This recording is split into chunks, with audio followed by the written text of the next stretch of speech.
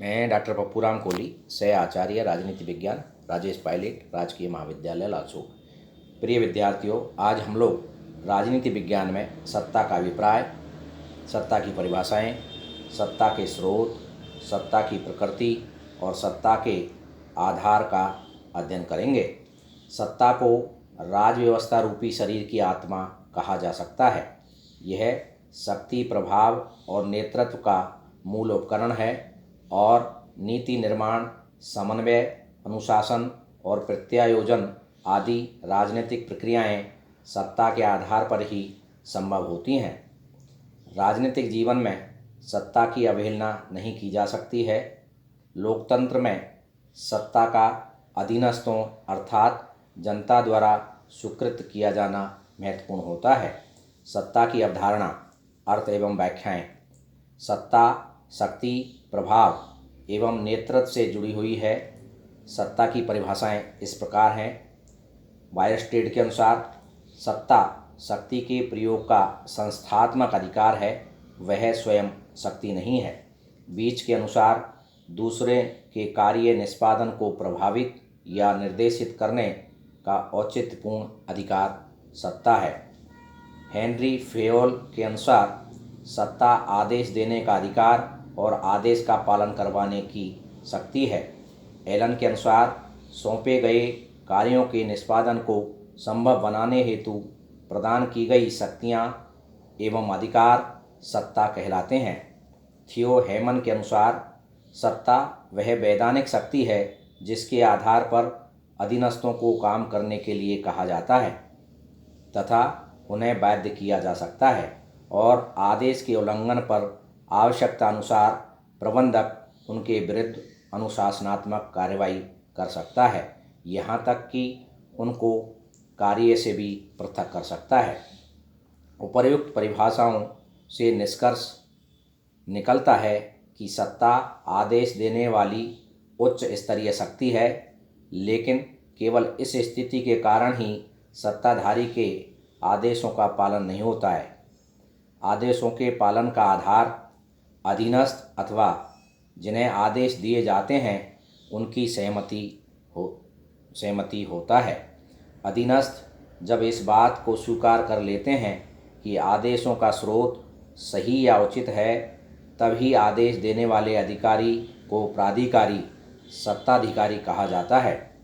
सत्ता शक्ति के समान शक्तियों के आधार पर नहीं, अपितु उचित होने के कारण दूसरे के व्यवहार को अपने अनुकूल बनाकर प्रभावित करने का साधन है। साइमन के अनुसार अधिकार सत्ता निर्णय लेने एवं अन्य व्यक्तियों की क्रियाओं को मार्गदर्शित करने की शक्ति है। यह दो व्यक्तियों के बीच उच्चाधिकारी एवं अधीनस्थ का संबंध है। उच्चाधिकारी निर्णय लेता है और आशा करता है कि अधीनस्थ द्वारा उसका पालन किया जाए। अधीनस्थ ऐसे ही निर्णयों की आशा करते हैं और उनके व्यवहार उन निर्णयों से निर्धारित होते हैं। सत्ता की प्रकृति। प्रोफेसर बीच ने सत्ता की प्रकृति के दो दृष्टिकोण बताए हैं। नंबर 1, औपचारिक सत्ता सिद्धांत। इस सिद्धांत के अनुसार सत्ता को आदेश देने का अधिकार माना जाता है और सत्ता का प्रभाव ऊपर से नीचे की ओर चलता है। यह अधिकार व्यवस्थाओं एवं संगठनों, विशिष्ट एवं वरिष्ठ अधिकारियों को दिया जाता है और इसमें आदेश या सत्ता का एक पदक्रम बन जाता है। सत्ता के पीछे व्यवस्था या संगठन की औचित्यपूर्णता शक्ति होती है। इस शक्ति के कारण इसे स्वीकार किया जाता है। मैकाइवर ने इसे शासन का जादू कहा है कि एक व्यक्ति जो आदेश देता है वह भले ही अपने अधीनस्थों से अधिक बुद्धिमान न हो, अधिक योग्य न हो और किसी भी दृष्टि से अपने सामान्य साथियों से श्रेष्ठ न हो, कभी कभी तो उसका स्तर इन सब से हीन भी हो सकता है, लेकिन वह सत्ता की स्थिति में होने के कारण आदेश निर्देश देता है और उसके आदेशों का पालन किया जाता है। नंबर 2, स्वीकृति सिद्धांत। व्यवहारवादी औपचारिक सत्ता सिद्धांत में विश्वास नहीं रखते हुए स्वीकृत सिद्धांत का प्रतिपादन करते हैं। यथार्थवादी अध्ययनकर्ताओं के अनुसार सत्ता कानूनी रूप से तो केवल औपचारिक होती है, किंतु वास्तव में सत्ता आदेश के अधिकार की सफलता अधीनस्थों की स्वीकृति पर निर्भर करती है। जब अधीनस्थ अपनी समझ और योग्यता के दायरे में आदेशों को स्वीकार कर लेते हैं तो यह स्थिति सत्ता स्थिति बन जाती है। बर्नार्ड अपनी रचना the foundation of the executive में लिखते हैं कि अधीनस्थ आदेशों को स्वीकार करें, इसके लिए 4 शर्तें पूरी होनी चाहिए। नंबर 1, अधीनस्थ अधिकारी आदेश अथवा सूचनाओं को समझता या समझ सकता हो। अपने निश्चय करने के समय उसका यह विश्वास हो कि आदेश संगठन के उद्देश्यों के साथ असंगत नहीं है। नंबर 3, निर्णय लेने के समय वह यह सोचता है कि एक समग्रता के रूप में संबंधित आदेश उसके व्यक्तिगत हितों के अनुकूल तथा नंबर 4, वह मानसिक और शारीरिक दृष्टि से उस आदेश के अनुपालन की क्षमता रखता हो।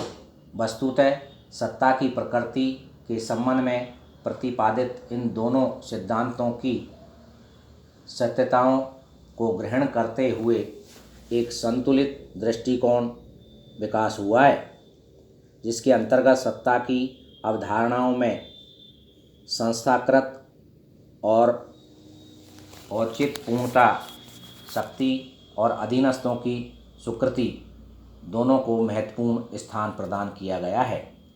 यही उचित दृष्टिकोण है और राजनीति विज्ञान में सामान्यतया इसी को अपनाया गया है। सत्ता के स्रोत या प्रकार। मैक्स वेबर ने सत्ता के 3 प्रकार बताए हैं। नंबर 1, परंपरागत सत्ता, जब प्रजा या अधीनस्थ अधिकारी वरिष्ठ अधिकारियों के आदेशों को इस आधार पर स्वीकार करते हैं कि सदैव से ऐसा होता आया है, तो सत्ता का यह प्रकार परंपरागत कहा जाएगा। परंपरागत सत्ता का अभिप्राय शासन के उस अधिकार से है जो राजनीतिक शक्ति के अनवरत प्रयोग से उभरता है। इस प्रकार की सत्ता में प्रत्यायोजन मात्र अस्थायी रूप से किया जाता है और पूर्ण रूप से सर्वोच्च सत्ताधारी की इच्छा पर निर्भर करता है। अधीनस्थ सेवक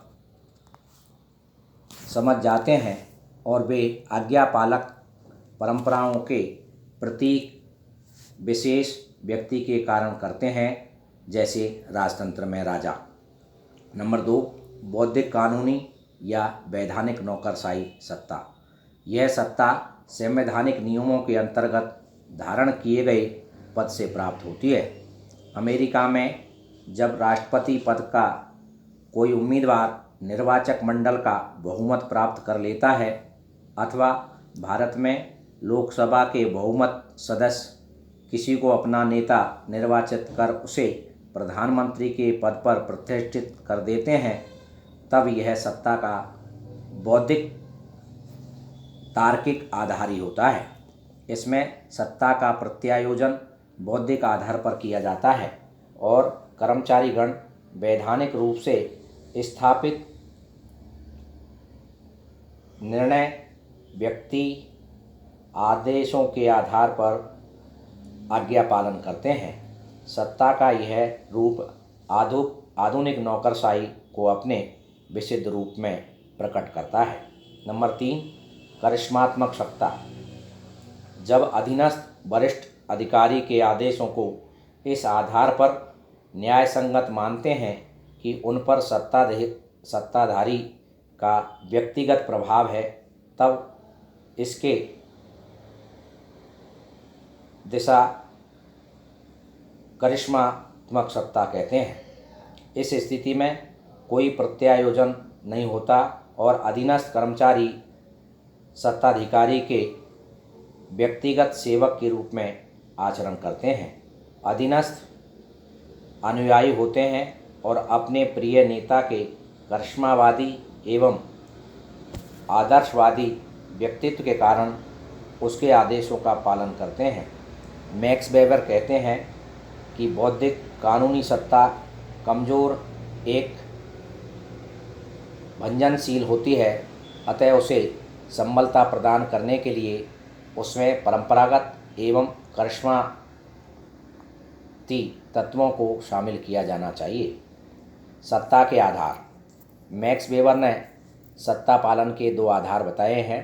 नंबर 1 औपचारिक सत्ता सिद्धांत, नंबर 2 स्वीकृति सिद्धांत। साइमन ने सत्ता पालन के प्रमुख रूप से 4 आधार बतलाए हैं, जो इस प्रकार है। नंबर 1 विश्वास। सत्ता के आदेश पालन का सबसे प्रमुख आधार विश्वास है। अधीनस्थ सत्ताधारी के प्रति विश्वास के कारण ही उसके आदेशों का पालन करते हैं। सत्ताधिकारी के प्रति अधीनस्थों का विश्वास जितना गहरा होता है, सत्ताधारी के आदेशों का पालन उतना ही सरल और स्वाभाविक हो जाता है। लेकिन जब विश्वास की स्थिति को आघात पहुंचता है, तो सत्ताधारी के लिए आदेशों का पालन करवाना उतना ही कठिन हो जाता है और आदेशों का पालन करवाने के लिए दबाव की शक्ति का सहारा लेना पड़ता है। नंबर 2 दबाव। दबाव और बाध्यकारी शक्ति सत्ता के पालन के आधार के रूप में कार्य करते हैं।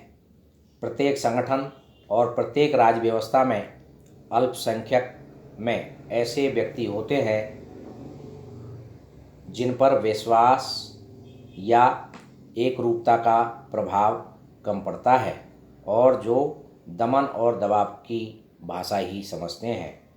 नंबर 3 एकरूपता। सत्ता के आदेशों का पालन एकरूपता की वजह से भी किया जा सकता है।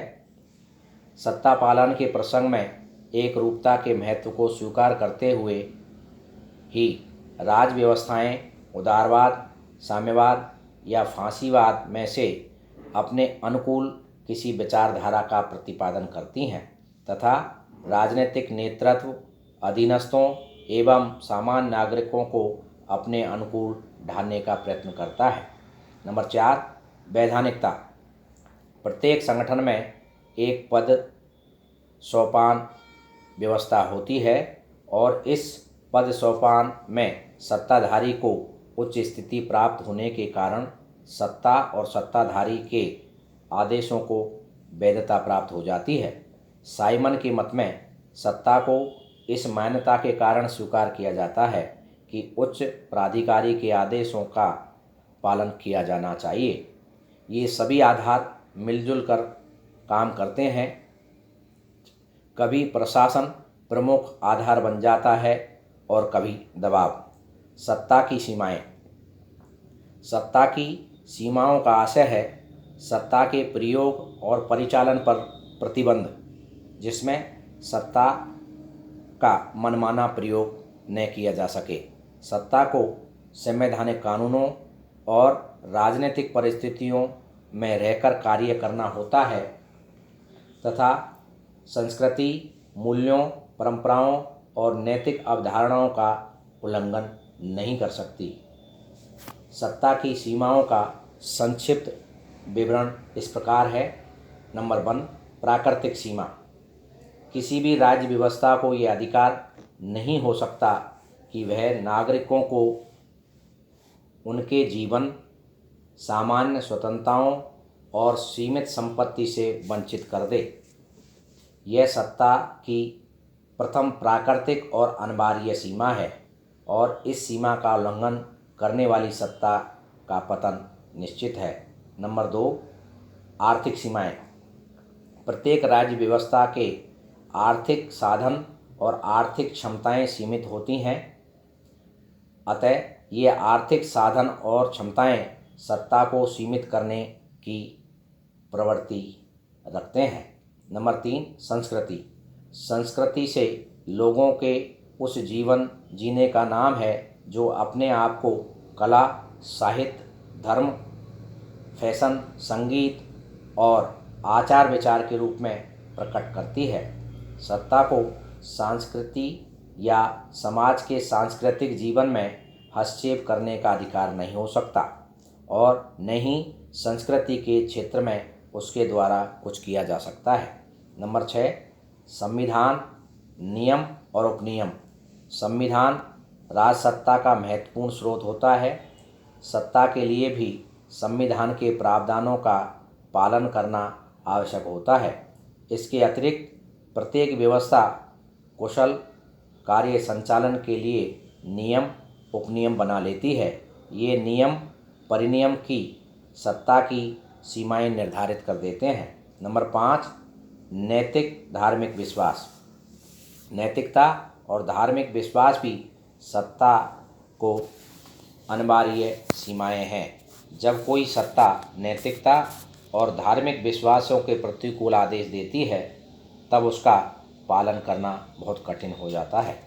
नंबर 6, अधीनस्थों की क्षमताएं और अधीनस्थों द्वारा निर्मित संघ। कोई भी सत्ता अपने निर्णयों को लागू करने और आदेश मनवाने का कार्य अधीनस्थों के माध्यम से करती है। अधीनस्थों की क्षमता की सीमाएं सत्ता की सीमा निर्धारित कर देती हैं। इसके अतिरिक्त विभिन्न व्यवस्थाओं में कार्य करने वाले कर्मचारी अपने निजी हितों की वृद्धि के लिए संघ आदि बनाकर सामूहिक सौदेबाजी करते हैं। यह स्थिति भी सत्ता पर अवरोध लगा देती है। नंबर 7, अंतर्राष्ट्रीय संगठन और अंतर्राष्ट्रीय कानून।